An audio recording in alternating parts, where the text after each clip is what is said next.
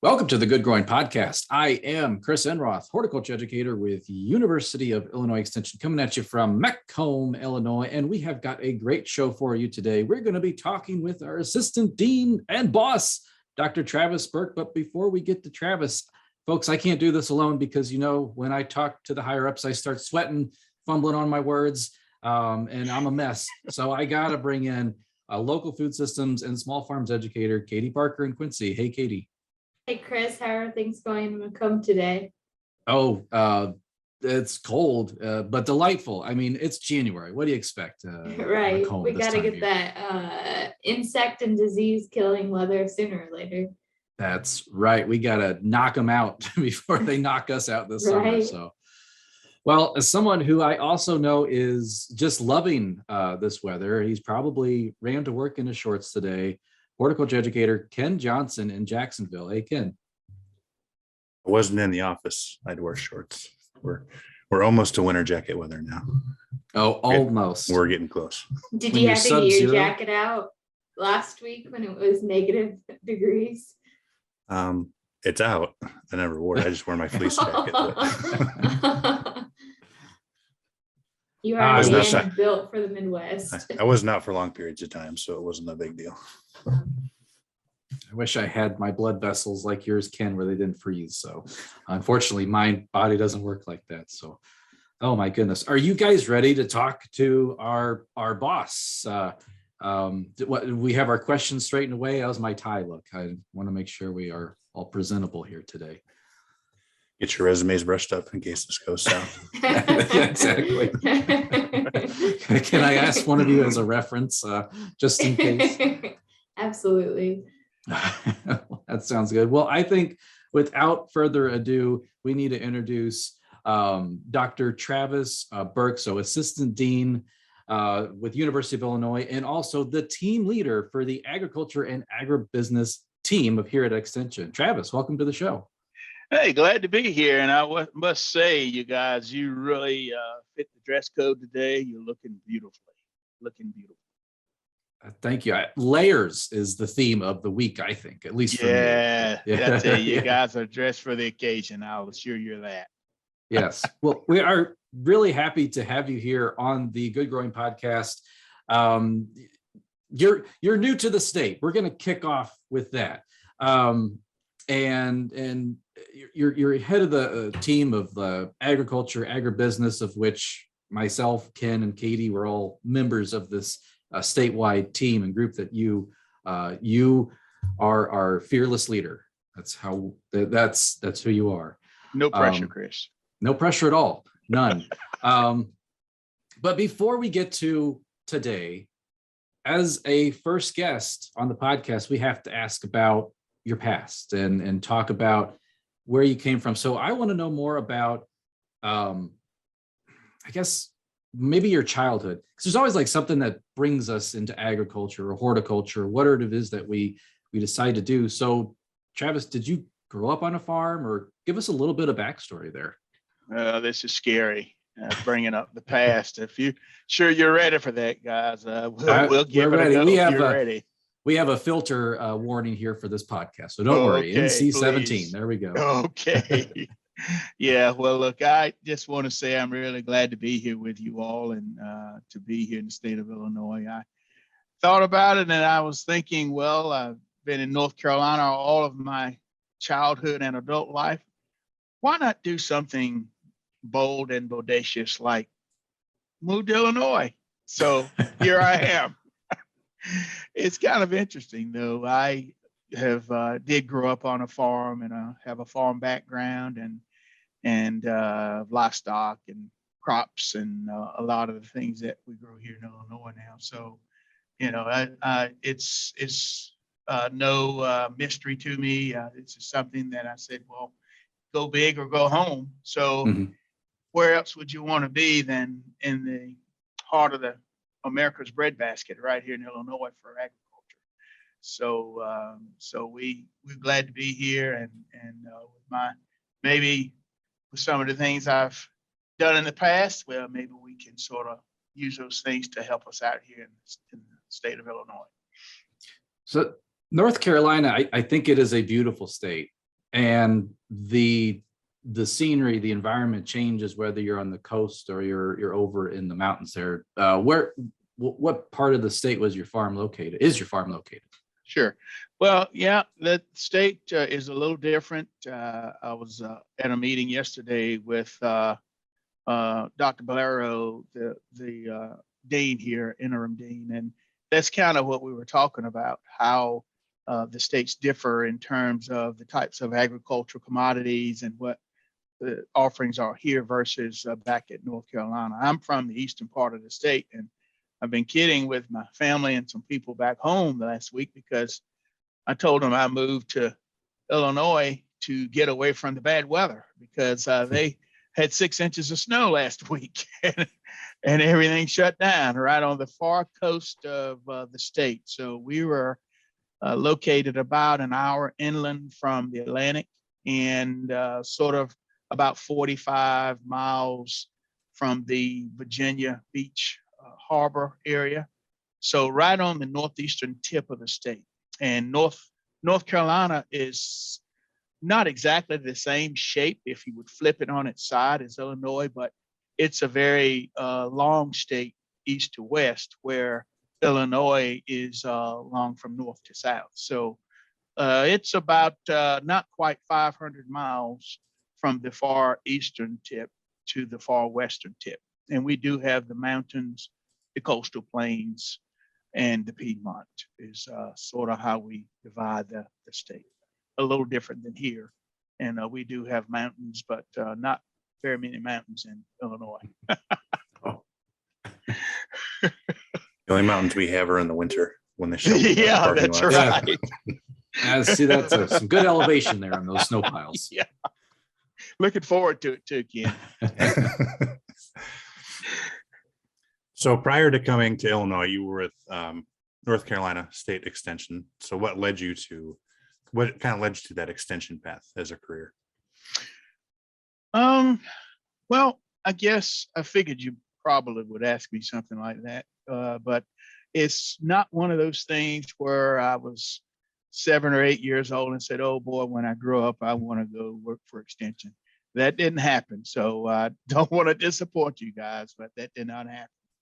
So actually the way it all worked out is I came from a large family, and, and back when we grew up, I was for a long time the youngest of 7 kids. And then I had a younger brother that came along almost 12 years after me.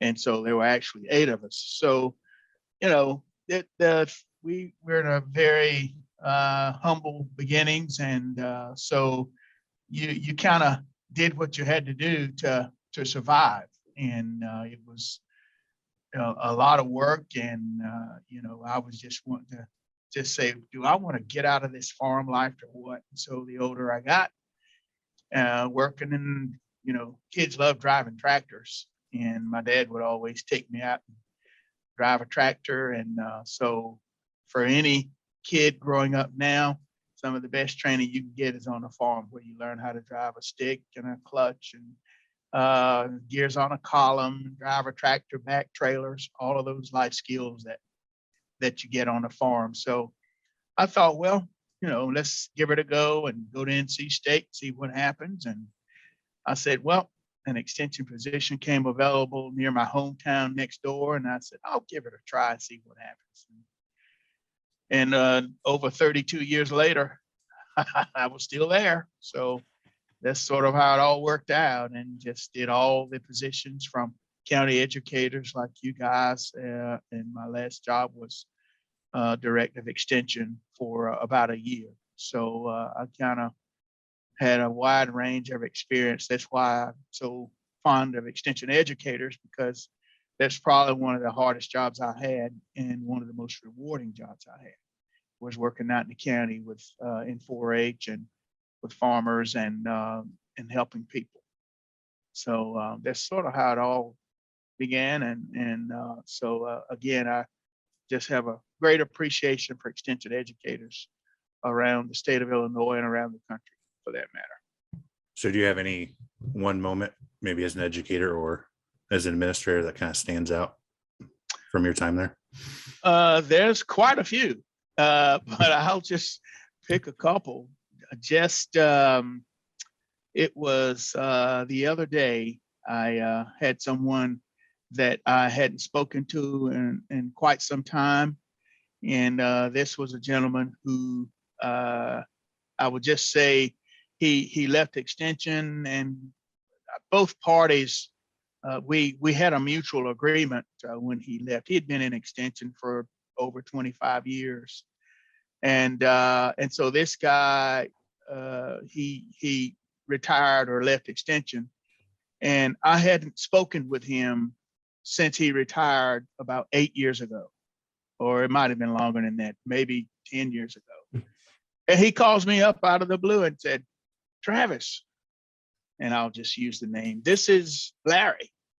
And I'm like, "Larry who?" And then he told me, and I'm like, "Oh gosh." He said, "I just wanted to call to apologize to you for the way I responded to our conversation before I retired." And I'm like, "What happened?" And I'm thinking, what did I do?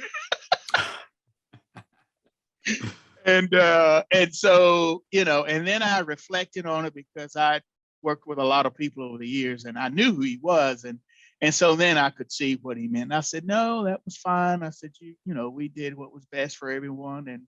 And I didn't think at all about it. And next thing you know, we were on the phone for 45 minutes. And and this just happened Sunday.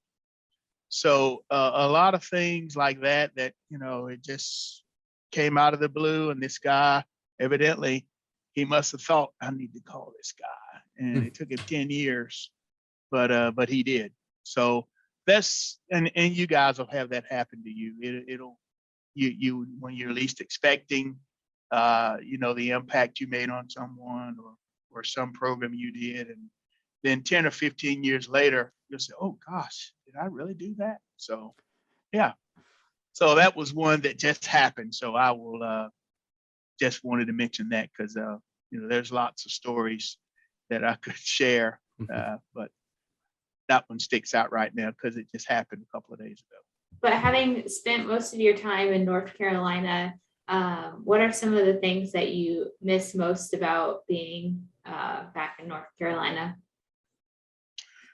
Well, I can't say I miss anything more than the next thing, but the only thing is that when I came out and accepted this position, I after talking with the people here and my immediate supervisors and that type thing, I just felt like I look at any opportunity I've had as a calling, because a lot of times when over my career, when I've hired people or when I've gone to work for someone, or when you're working with volunteers or master gardeners or volunteers, I mean, you get that sense from people whether or not they're really in it because they really deep down want to do it, or if they're doing it because a friend's doing it, or because I don't have anything else to do. And you can tell.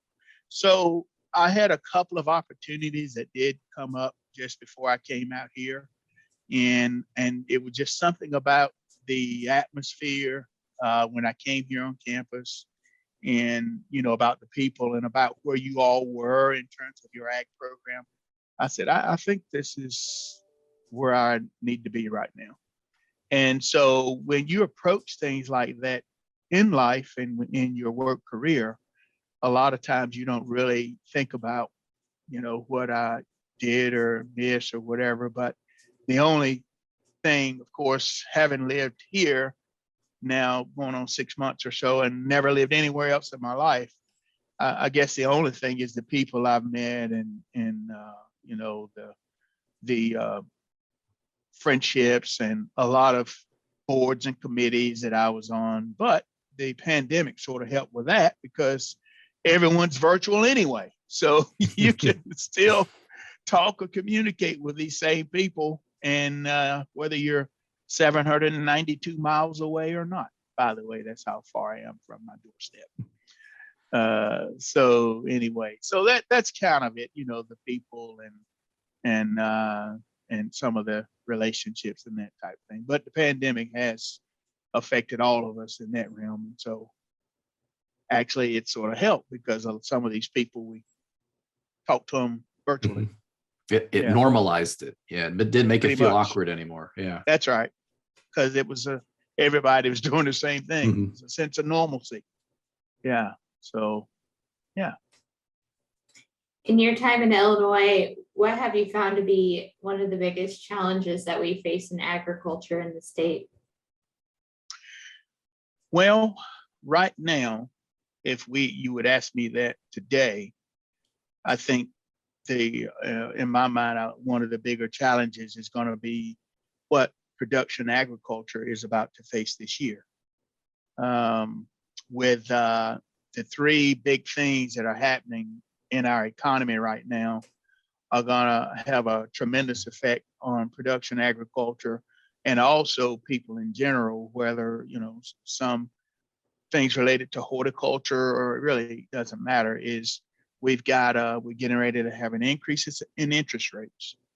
We're getting ready to, of course, we're having inflation. And then we have COVID still out there, plus some things related to jobs and unemployment.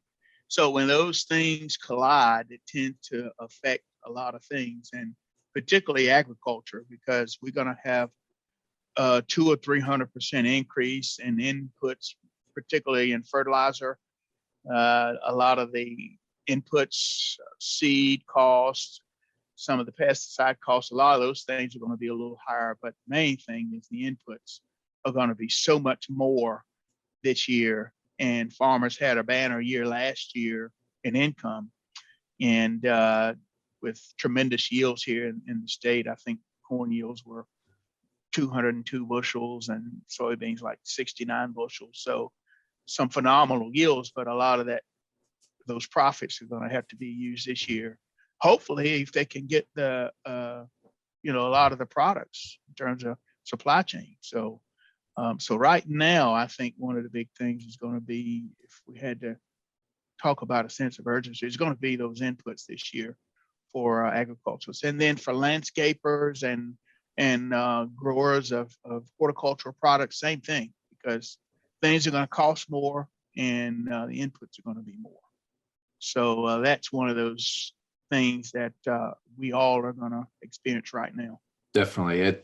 It feels very uncertain as we plod into 2022 on a lot of fronts. But I'm curious, Travis, like, I remember when I started my job here in Macomb, I grew up in Illinois, but we lived in Manhattan, Kansas at the time, had a new family, moved to Macomb, Illinois. And the reaction was, well, how long are we going to stay here? Well, that kind of thing. But then something happened with extension. I started coming to work and I started falling in love with it. And, liking the town, just really loving the job. There are projects that I did that just motivated me, that wanted me to keep coming back and to make this my career.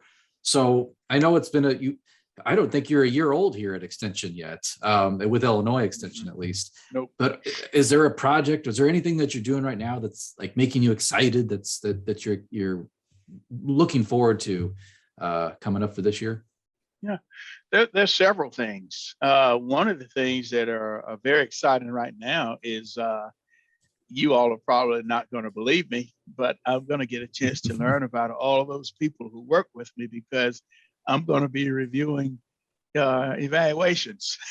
Oh, the most exciting thing ever. Yes. You can just do that right now. I mean, you just talk about a joyful experience. I'm going to get a chance to look at 50 some or however many there are. And so while doing that, I'm going to have time to kind of see what you guys are doing. I say that sort of tongue in cheek, but that again, I really enjoyed working in the county and working as an extension educator, because again, that's basically where the impacts are made. there's no extension system without people that are out in the field working with families every day. So that's the exciting thing here. I haven't completed a year, and I haven't gone through one single spring or growing season and that type thing. So all of those things right now are kind of exciting. And then looking at some of the initiatives in terms of new and innovative types of programs that we're looking at, being here on the edge of Chicago, and some of the opportunities with urban horticulture and agriculture, and so there's lots of things in that realm that are exciting. Just going through the first full spring, and just sort of seeing kind of what it's like to be out here in the springtime.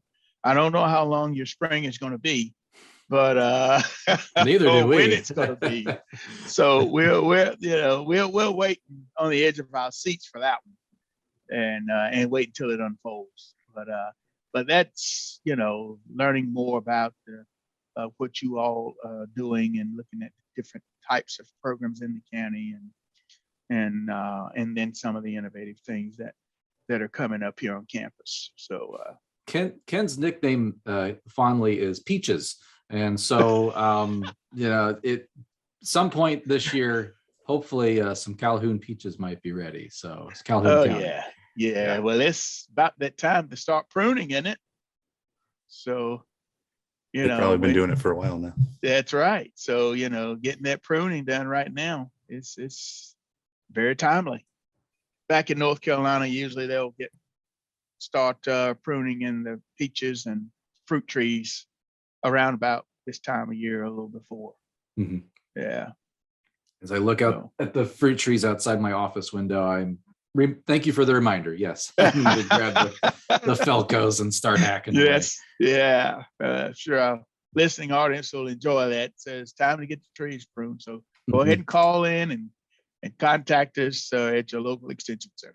That's right, and wear gloves because it's really cold outside right now. All right, switch gears a little bit here. Talk about some of the impacts people have as educators and stuff. So before you retired from NC State, you wrote 5 tips for making an impact. So we're going to go through some of those and see if give your thoughts on those and see if they kind of still ring true today. Even though it hasn't probably been that long since you wrote it. But so first one, if you want to make a difference, make eye contact. So we mentioned that a lot of things are virtual now. So how does that work now with a lot of things being virtual? Oh, okay. Yeah. Well, it's sort of, I wish someone, I'm sure there's probably a protocol for that, particularly with virtual right now, because something called like Zoom or virtual etiquette or whatever, because a lot of times, do you turn your camera on or do you turn it off? Do you just turn yours on when you're speaking and everybody else leaves theirs off? It would be interesting just to see if there was some type of virtual etiquette, because when I first started doing a lot of virtual events, everyone is kind of just looking to see what everybody else is going to do. So I still think, particularly now more so than most things, if it's the virtual, the eye contact, I think that's what got a lot of people through the pandemic to this point, is having at least some type of socialization and some type of interaction where you can, look at people, get a feel for what they're feeling and thinking. And it's kind of difficult to do that when you don't have eye contact. And so the same thing is in doing interacting with people or farmers or whoever it is you're talking with. I think when you try to make a connection with people, making that contact with them is very important. I had an older gentleman that actually I replaced him. He retired in the, I guess it was like the early 80s, and I came in a couple of years after him. But he would always say that it's really tough for me to look somebody in the eye when I'm talking to them. He said, so what I do is I'll pick out a spot on them and try to look at that to make it think make them think I'm looking at them. And it's funny because I would notice him when he's talking to you, he would kind of be staring, and I'm like, why is he looking at my chin? You know, but but he's sort of doing that just to sort of make you think he's looking at you. But you know, I always believe, and then a lot of times when I would sort of go out and meet certain things as an extension person, you just can't do it virtually. There's certain things you really have to be hands-on. You got to go out. You have to talk to people and interact with them. And I still feel that that's the part that is missing from extension over the last couple of years, is that personal interaction. I know we've come a long way with virtual programming and that type thing, but there's something about that personal face-to-face type thing. And it would be nice when we don't have to wear a mask and people can actually see if we're smiling or frowning, or whatever. Just squinting. Yeah. That's it. You know, you could tell by the eyes. Yeah. But yeah, eye contact, that's one of those skills that I wish every young kid now going into high school would be able to master. Yeah. I'll have to teach that trick to my older son. He's 10, but he's still like, we're still training him, like look people in the eyes, when you're talking to him. So I have to tell him, like, just pick a feature. Look at something. Yeah. Look at something. So that's it. Look up over their head or their chin. Yeah. Like their ear somewhere. Yeah. That's just correct. Look at them. Don't look down the floor. That's right. The 4-Hers, we have Ken and Katie and we all have done 4-H judging and things. That's a really, I have learned things from some of their interview skills and how good and professional that they can be. And so, eye contact, just being able to talk with someone face to face is a really good life skill. Definitely. It sure is. So the next tip that you gave us was don't expect the corner office, at least not right away. Did I actually say that? Are you sure? It had your name next to it. Oh, goodness. Wow, you guys took good notes, I guess, huh? Lots of research. In your career, do you often see this in young professionals? And do you foresee that ambition can be a bad thing? Yeah. Well, I know things are different, and I know right now in 2022, we're kind of at a collision of Gen X and we're at the baby boomers. Most of them are long gone, but sometimes you may get a baby boomer as a boss or whatever, and then you have the Ys, and all of these generations now are in the same workforce. And sometimes it makes it a little difficult when you have a mix like that in the same office or same professional venue, and it's a little difficult. But and so the expectations are a little different now, and sort of people now going into the workforce that are in their 20s, they again think they're a lot of times owed that corner office on the top of the building, coming right out of the block, and it doesn't always work that way. And it's good to be ambitious, and we don't want to thwart anyone's ambition, but sometimes there's some certain skills or assets that people need to work toward before they want to achieve the apex starting out. And so I think that's, again, another one of those things that people need to be a little more humble when they're starting out, and have a different experience when they're a different approach. And I think all of that ties into how people respond when they get into the workplace. We know people aren't going to stay in the same job over 3 or 4 years anymore when they're coming out of the school. So, it's just a whole different climate. And people are very ambitious. A lot of, the people now that are going into the workforce are very skilled and have a lot of different things to offer. But, there's still some of those core things I think are important when someone is going into the workforce, and one of those is you can have high expectations, but we don't want to peak out during the first 6 months on the job. Yeah. Which is what a lot of them think they can do. So anyway, that's my thought on that. I mean, I would just close with that question is it's great to have ambitions and goals, but don't expect to be at the top of the game just starting out in any type of career. Yeah. And then there's people like Ken who've been here for a while, and I still can't keep up with the guy. Yes. So darn on the ball all the time. Yeah. Oh, yeah. Yes, sir. He want it done. He's already done it yesterday. He's taking care of it. Yeah. You bet. I like being on teams with Ken. You bet. So another tip that you gave, and I'll so my wife, she was a contractor for the military and everything. And so chain of command was a big thing. Really got instilled in her. And then I hear stories and things. It's like, it's a very important thing that employees have to respect, and kind of also in that kind of new employee ambition thing that they might not be aware of it. I mean, what kind of consequence have you, maybe is it like a experience that you've seen where the chain of command was not respected or not followed? Yeah. Well, that I just have always been taught that. I just think that there's something, if you have an organization and you got what we call a span of control, where you have your different layers of management in an organization.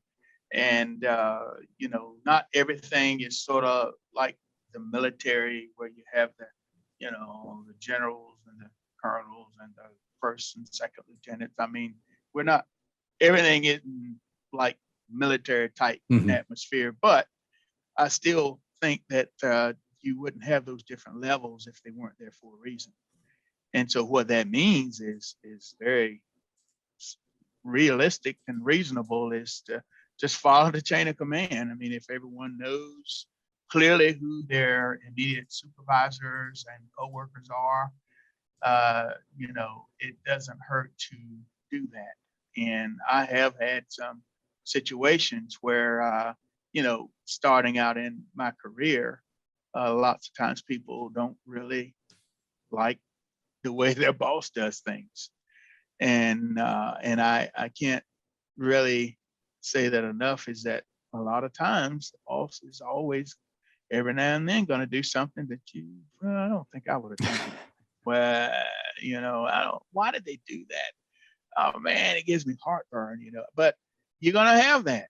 But you still have to follow the chain of command. I still think that in the long run, I'll just say in the long run, it will benefit you more than you would imagine if you would do that. By not doing it, it would hurt you a lot more than not doing that. And several organizations have that issue, I'm sure, especially working in education like we do.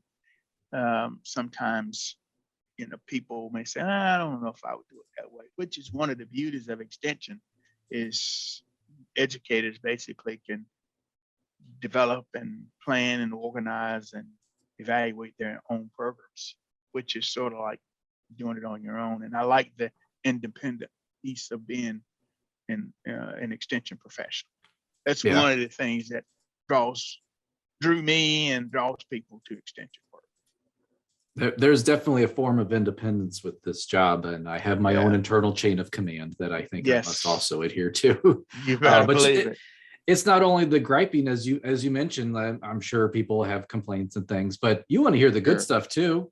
And there's a lot of good stuff and information. You better believe it. You want to do something funny? I have done this before. I'll call an office and say, I'd like to speak with this person's boss. And when you tell them that I need to speak with your boss, and you call, and the first thing, ding, ding, ding, the alert's going up. Oh gosh, what did I do? And then you talk to the boss and say, I just want to tell you that Johnny yesterday did an excellent job at this program. And I just wanted you to know that. I don't know if you already knew, and I have done that quite often. And it's amazing what that will do for not only that person, but it just sort of relaxes people, let them know that not everything is a bad guy situation or bad girl situation. You sometimes you do that just to make sure that the good stuff comes out of that too. Yep. And the heart is working, right? You get the heart rate up sometimes when you get those. There you go. That's right. That's right. Get that cardio going. Yeah. All right. So say you do get a phone call and it's not a good one. Oh gosh. None of the other tips was never raise your voice in anger. Oh, And I think nowadays, at least it seems like we're hearing about that more, with COVID and all the stresses that go along with that. Over the weekend, there was the guy who went to the smoothie shop because they made the drink wrong and was cussing everybody out and stuff. So it seems, I don't know if it's because people have more phones. We hear about it more often, or if it actually is. But what are your thoughts on that? Yeah. Well, I did 4-H work in the county.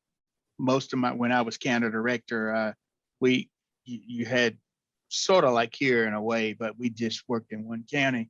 And I did a lot of 4-H work, and for 28 years or so, I did 4-H work, particularly coaching livestock judging teams, and did also 4-H club work and that type thing. And you want to talk about flying off the handle when you're hauling kids around and going on trips with bus loads of kids, going to 4-H camps and things like that. And so it was funny because a lot of my colleagues back then, you could get away with a lot of stuff that you would dare do now. And but I just never believed in that. And the kids would always try to push my buttons, and they say, well, he's not going to get mad. You can do it all you want. You're not going to make him angry. And some of the kids that are in their 30s and 40s to this day, they can say, I never saw Travis get mad. And that's the truth. And I have had to dismiss people before and did not enjoy doing it. And I've had people to come back and say, James told me last week that he got canned, and he said he couldn't tell whether you were angry or not. He said he came out and he wasn't even upset. He said, what'd you tell him? I'm like, no, I'm not going to tell you that. Like, well, it's just one of those things. I just really believe if you really want to help people and care about people, this, going and chewing people out and being ugly to people, I just don't think that's the way to do anything.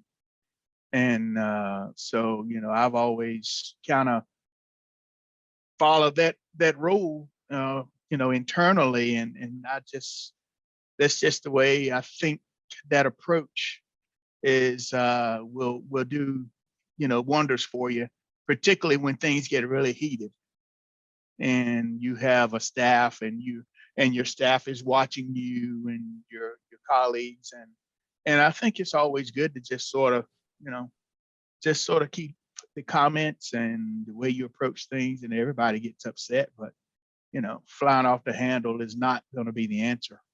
And I've just I never have done that. And and I'm not saying I don't get angry, but I just, when you're in a professional setting and working with people, you just really have to manage the temperament when you're dealing with people. And I've always found that to be the right approach. Yeah, I as a landscaper, I was just a laborer for a while, and we had different foremen. They would come in and go, and the ones that treated you as you described, Travis, you worked harder for them. Yeah, the guys that would come in and yell at you, you'd go around the back side of the house, and you just you'd throw your rake down or whatever, not do a good job. So that's right. You bet. It makes a big difference. Yeah. It really does. And so I know I wish we had some others on our asking questions and working here with us today, because I know they all are doing that, because you guys are, I know that, but Oh yeah. you know, Ken was actually the one that was yelling at the smoothie maker. Yeah, it was actually. And So your final tip was everything is not life or death situation. I think we've all probably experienced some stress in the workplace. Do you have any tips on how you find it best to manage your stress levels? sure. I often have been told that, Travis, are you excited about going to Illinois? And I'm like, yeah, sure. And they say, well, are you excited about being able to retire early and go back to work? I'm like, yeah, well, I've just kind of the even kill type. But on a lot of situations, sometimes we tend to respond on a knee-jerk reaction. And oh gosh, we got to do this right now. And everything doesn't have to be done instantaneously. Everything is not an urgent situation. Most things are not having to be done 3 days ago. So I think if you want to work an extension, you're going to always have 7 or 8 tasks to do within a short window. And it's just a matter of just sort of maintaining and keeping it calm, because there's really not a sense of urgency where it's a life or death situation. And if you can do whatever it is you have to do and go and rest overnight and get up the next morning, everything's going to be just fine.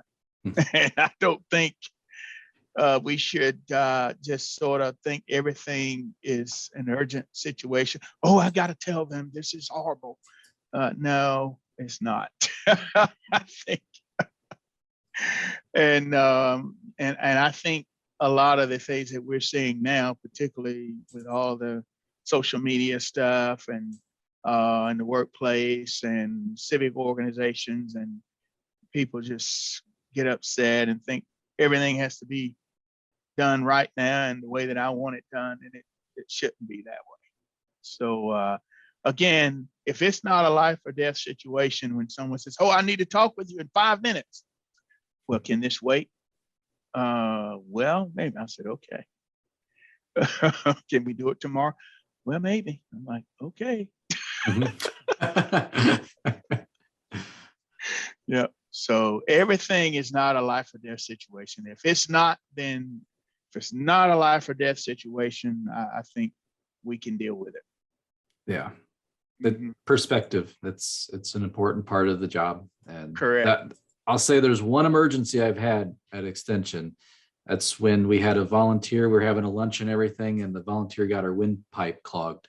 Oh, piece yeah. of food. Now that's a life or death situation. There you go. That is a high stress situation.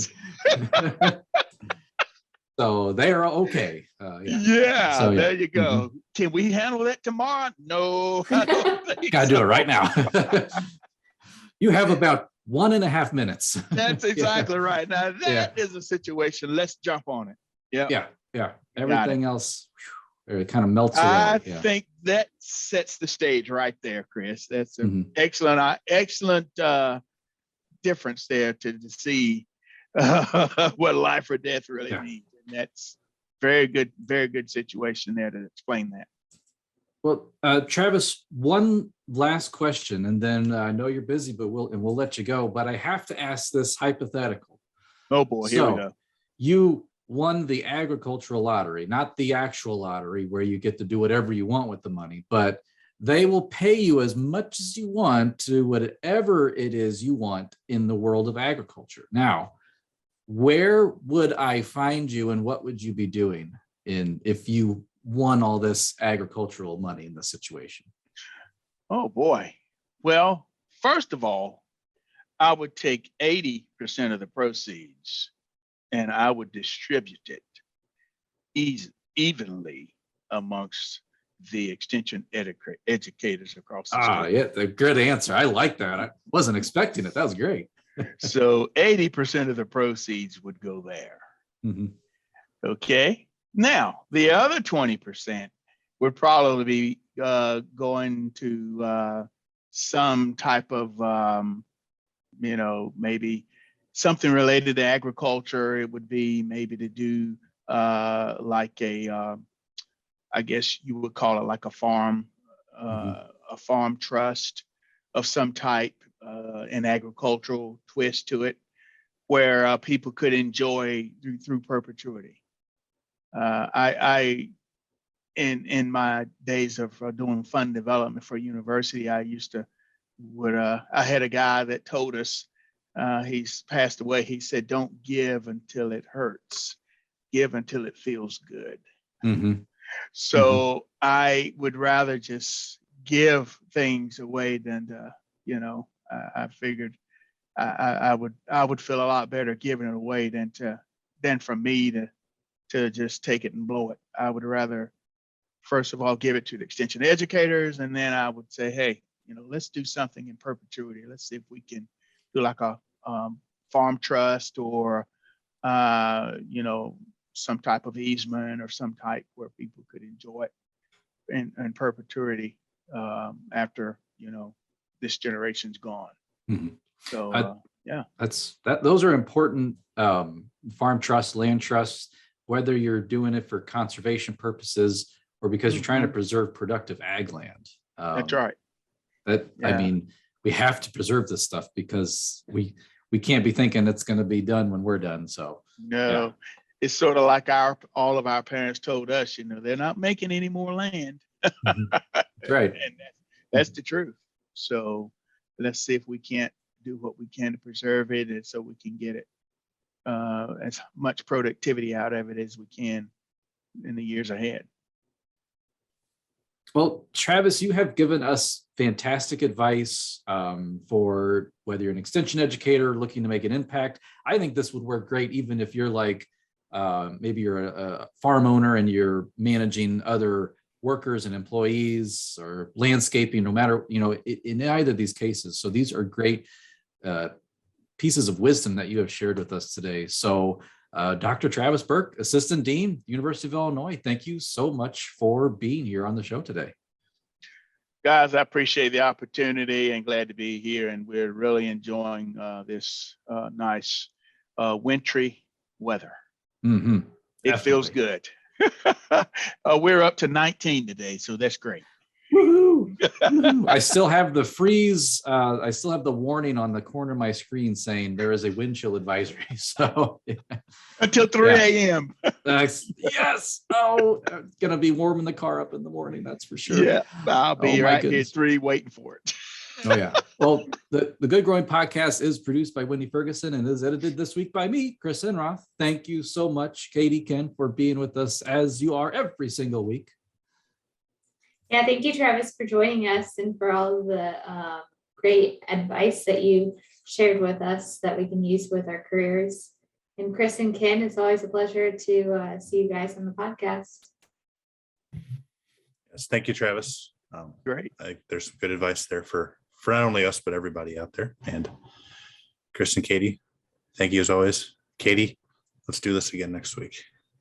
Oh, is it just you and I? You will be doing this next week, and I won't be here. I'm gonna be on vacation. That's right. He's going to get a haircut. I gotta get a haircut. This is my first vacation in 2 years. Wow. I am so excited. This is gonna be great. I'm gonna run screaming out of the office here pretty soon. So you guys, good luck next week. C'est la vie. I'll see you the week after. I'll be wearing my Hawaiian shirt. I'll have a drink in my hand. So you guys enjoy next week. I will. Large and in charge. Please remember to come back. I'll try.